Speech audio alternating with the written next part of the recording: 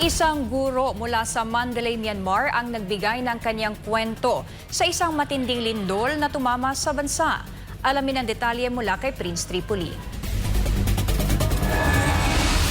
I've had several earthquakes experiences in the Philippines, but that was actually nothing compared to this one. Tapos sir, hindi ito isang beses lang sir. It actually happened 2 times in a day.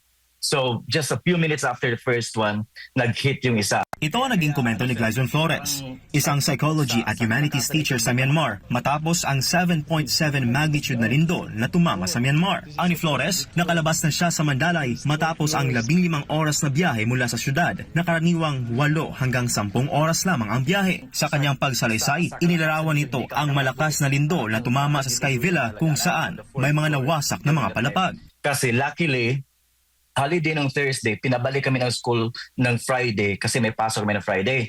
Because nga walang pasok ng Thursday. But if it happened on Thursday, probably more Filipinos would have actually died and buried under the rubbles. Habang siya ay nasa pang-apat na palapag, para raw siyang dinuduyan ng lindol at hindi siya makatakbo. Pagkatapos ng unang lindol, isang malakas na aftershock na naman daw ang tumama. Sa kasalukuyan, 4 na Pilipino ang iniulat na nawawala at ang ilan pa ay patuloy na nananatili sa mga lugar na itinuturing na hindi ligtas. Bagamat hindi lahat ng gusali sa kanilang lugar ay gumuho, sinabi ni Flores na marami ang nagkaroon ng malalaking bitak mula sa pundasyon hanggang sa mga unang palapag. The first time, sir, nakalabas pa kami. Tapos dinala namin yung mga bata doon sa safer grounds, sa football pitch namin.